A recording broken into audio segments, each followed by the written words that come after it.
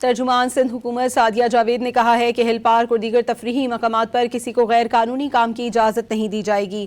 ماضی میں شہر کو کنکریٹ کا جنگل بنانے اور 12 مئی کے ذمہ داران آج پارسا بن رہے ہیں۔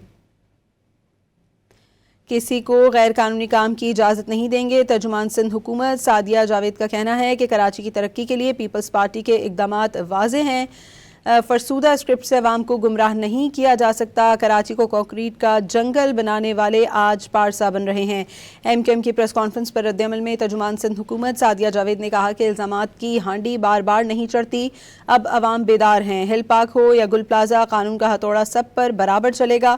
کراچی کے انفراسٹرکچر کی بحالی اور اربن فارسٹ کی تعمیر کے لیے پیپلز پارٹی کے اقدامات واضح ہیں۔ فرسودہ اسکرپٹ کے ذریعے عوام کو مزید گمراہ نہیں کیا جا سکتا۔ ترجمان سندھ حکومت نے کہا کہ 10 سال وفاق میں بیٹھ کر ایم کیو ایم نے کراچی کو الزامات کے سوا کچھ نہیں دیا۔ فاروق ستار کو اگر شہر سے واقعی محبت ہے تو وفاق سے صوبے کے فنڈز کیوں نہیں دلائے؟